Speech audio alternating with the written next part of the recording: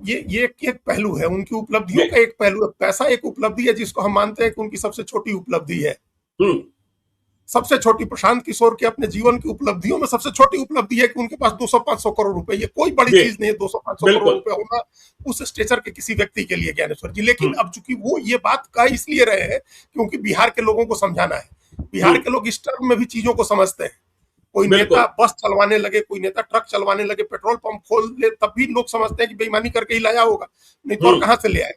तो इसलिए इस टर्म में उनको समझाना पड़ा है। प्रशांत किशोर ने अभी जितनी संपत्ति दिखाई है, इससे ज्यादा रुपए, कई गुना ज्यादा रुपए वो खर्च कर चुके हैं। इससे ज्यादा रुपए वो पिछले 2 साल 3 साल के अपने अभियान में खर्च कर चुके हो। बिल्कुल। तो उन्होंने कम पैसे नहीं खर्च किए हैं, तो वो सब अपनी कमाई के पैसे ही खर्च किए हैं जी। और उनके हाथों एक एक चुनाव में, एक एक प्रदेश के चुनाव में कितना रुपया खर्च हुआ है, ये एस्ट्रोनॉमिकल अमाउंट है। बिहार का आदमी नहीं सोच सकता है, बिहार का व्यक्ति नहीं सोच सकता है ज्ञानेश्वर जी की किसी प्रदेश में लोकसभा की एक सीट का चुनाव 200 करोड़ रुपए का होगा। ये कभी नहीं सोच सकता है वो। लेकिन प्रशांत किशोर ने ऐसे राज्यों में चुनाव लड़ाए हैं, ऐसे कैंडिडेट्स को चुनाव लड़ाए हैं जहां एक चुनाव में एक सीट पर 200 करोड़ रुपए, 400 करोड़ रुपए खर्च होते हैं।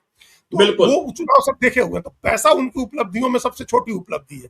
उन्होंने ऐसा नाम बनाया है अपना, ऐसा सम्मान अर्जित किया है उन्होंने, कोई दूसरा अभी हमको नहीं दिख रहा है बिहार का जो प्रेजेंट जनरेशन में या पिछले जनरेशन में भी जिसको इतना सम्मान मिला हो देश के अंदर, कि प्रधानमंत्री भी उनकी चिंता करते हो और अनेक राज्यों के मुख्यमंत्री उनकी चिंता करते हो और उनके एक फोन पर तमाम हर आदमी उपलब्ध हो। उनके साथ मिलने के लिए, बात करने के लिए बड़े बड़े नेताओं को समय लेना हो तो इंतजार करना पड़ता हो।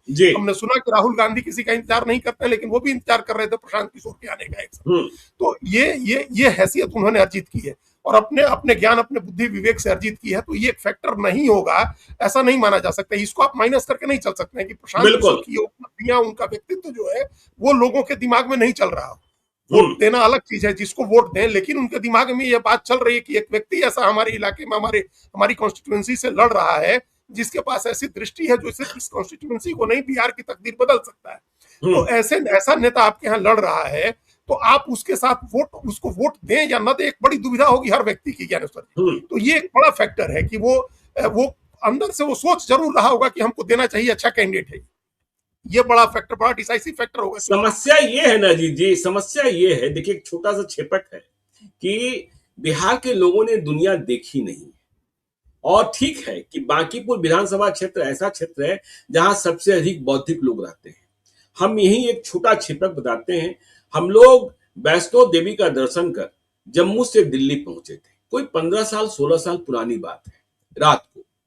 और हमारे साथ अब देखिए वह भी नहीं है, शैलेंद्र सिंह जमशेदपुर के रहने वाले हमारे मित्र थे, उन्हीं के घर में दैनिक जागरण का कार्यालय खुला था, तो वह भी हमारे साथ दर्शन कर आए थे वैष्णो देवी से। और हम लोग के एक संयुक्त मित्र नंदन बालाकृष्णन, मूल रूप से केरलाइट, लेकिन बिहार में ही बस गए थे, बिहार और झारखंड में बस गए थे। वह हम लोगों को लेने, रिसीव करने आए थे दिल्ली एयरपोर्ट पर। उन्होंने, उस जमाने में नंदन बालाकृष्णन भी नहीं है, उन्होंने एक गाड़ी खरीदी थी मर्सिडीज। तो हमारे मित्र शैलेंद्र सिंह बहुत ही बिहारी और ठेठ किस्म के, उन्होंने ठेकेदारी से पैसे कमाए, निर्माण कार्य से पैसा कमाया। तो उन्होंने नंदू, हम लोग कहते थे नंदन बालाकृष्णन को, तो शैलेंद्र सिंह ने बिल्कुल राजपूताना अंदाज में कहा कि ये कौन सा गाड़ी है। तो नंदन बालाकृष्णन ने कहा मर्सिडीज गाड़ी है। तो उन्होंने कहा अरे कौन गाड़ी ले लिया, अरे स्कॉर्पियो लेता तब ना समझते कि बड़ा आदमी है। तो बिहार के लोग स्कॉर्पियो बोलेरो से आगे बढ़ते ही नहीं। आपने ठीक कहा कि पेट्रोल पंप हो गया तो बहुत बड़ी चीज हो गई, स्कॉर्पियो हो गया तो बड़ी चीज हो गई। उन्होंने देखा ही नहीं कि दुनिया कहाँ है, दुनिया कहाँ है, दुनिया कहाँ है। लेकिन उनको इसी टर्म में समझाना होगा, तो प्रशांत किशोर उसी टर्म में समझा रहे हैं जी। तो लेकिन लोगों के दिमाग में प्रशांत किशोर का व्यक्तित्व जरूर घूम रहा होगा कि जो व्यक्ति यहाँ लड़ रहा है और जो दूसरा व्यक्ति चुनाव लड़ रहा है, जो और तीसरी कैंडिडेट है, उम्मीदवार का कंपैरिजन तो होगा ना भाई। ये वोट नरेंद्र मोदी को प्रधानमंत्री बनाने के लिए तो हो नहीं रहा है, या सम्राट चौधरी को मुख्यमंत्री बनाने के लिए तो वोट नहीं हो रहा है। उनका तो हो चुका, वो बन गए। अब यहाँ विधायक चुनने के लिए वोट हो रहा है। और यहाँ ये जाकर के नहीं कह सकते हैं आप, जैसे विधानसभा चुनाव में हर जगह कहा जा रहा था कि आप नीतीश कुमार के चेहरे पर वोट दीजिए, लोकसभा चुनाव में कहा जाता है कि नरेंद्र मोदी के चेहरे पर वोट दीजिए। यहाँ बांकीपुर बाई इलेक्शन में तो आप जाकर के नहीं कह सकते हैं ना कि नरेंद्र मोदी या सम्राट चौधरी या फॉर दैट मैटर कि आप नितिन नवीन के ही चेहरे पर वोट करिए। ये कैसे कहेंगे आप? आपने जब कैंडिडेट उतारा, और एक कॉन्स्टिट्यूएंसी का चुनाव है, स्टेट का चुनाव है नहीं, जब कॉन्स्टिट्यूएंसी का चुनाव है तो आप उम्मीदवार ही बताएंगे ना कि नीरज सिन्हा के चेहरे पर वोट करिए रेखा गुप्ता के चेहरे पर वोट करिए या प्रशांत किशोर के चेहरे पर वोट करिए। जब ये तीनों चेहरे रखे जाएंगे तो आप दिल पर हाथ रख के कोई तो सोचेगा कि इसमें किसको देना चाहिए वोट हमको जी। वो भी तब जब कोई तस्वीर, बिहार की राजनीतिक तस्वीर, मतलब अभी जो शासन की तस्वीर नहीं बदलने वाली, सरकार के सेहत पर कोई असर नहीं पड़ने वाला है, तो वो सोचेगा ना इस तीन में से कौन कैंडिडेट दे। ये सबसे बड़ा कंसर्न है ज्ञानेश्वर जी भारतीय जनता पार्टी के। उसको लग रहा है कि अगर कहीं लोगों ने ऑब्जेक्टिव तरीके से सोचना शुरू किया कि ये जो तीन उम्मीदवार हैं इसमें से जो सबसे अच्छा है हमको चुनना है, तब तो आंख मूंद करके लोग प्रशांत किशोर को वोट करेंगे।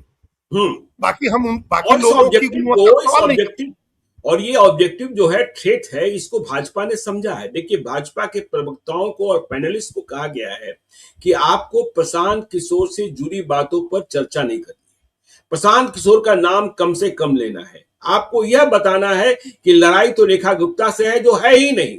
हाँ, क्योंकि बात समझ में आ रही है कि यदि रेखा गुप्ता लड़ाई में नहीं आती है, आरजेडी लड़ाई में नहीं आता है, क्योंकि यादव मतों में भी विभाजन साफ साफ दिख रहा है। पूर्णिया जैसी स्थिति दिखाई पड़ रही है जी, या फिर कहें सिवान में जब ओम प्रकाश यादव खटिया छाप पर चुनाव जीत गए थे, खटिया छाप पर शहाबुद्दीन की पत्नी हिना साहब को हरा दिया था, तो कहा जा रहा है कि आप प्रशांत किशोर का नाम मत लिए। ठीक है, पोस्टर लगा दिए जा रहे हैं, कौन लगा दे रहा है, कौन सा बूथ लगा रहा है मुझे नहीं पता। आज चुनाव आयोग से शिकायत की गई है, मनोज भारती पहुंचे थे, किशोर कुमार मुन्ना पहुंचे थे, तमाम लोग पहुंचे थे, लेकिन प्रशांत किशोर का नाम मत लीजिए, रेखा गुप्ता का नाम लीजिए, तेजस्वी यादव के आने का इंतजार कीजिए, तेजस्वी यादव पर अटैकिंग रहिए, तब ताकि लोगों को यह समझ में आए कि नहीं रेखा गुप्ता से लड़ाई, जबकि हकीकत यह कि रेखा गुप्ता लड़ाई में कहीं नहीं है। यादव मतों को भी सहेजने के लिए, समेटने के लिए तेजस्वी यादव जब कभी लौटेंगे, उन्हें जाना होगा, कस्में खिलानी होगी, तब जाकर यादव मत एकजुट हो सकते हैं, नहीं तो वहां भी बहुत बड़ा विभाजन हो गया है। और विभाजन सिर्फ प्रशांत किशोर के पक्ष में नहीं है, जिस तरीके से नित्यानंद राय घूम रहे हैं, जिस तरीके से रामकृपाल यादव आने घूमेंगे, सड़कों पर घूमेंगे, जिस तरीके से पार्टी में शामिल कराए जा रहे हैं, कल ही आनंद मधुकर यादव को भी शामिल कराया गया, तो वहां भी विभाजन है।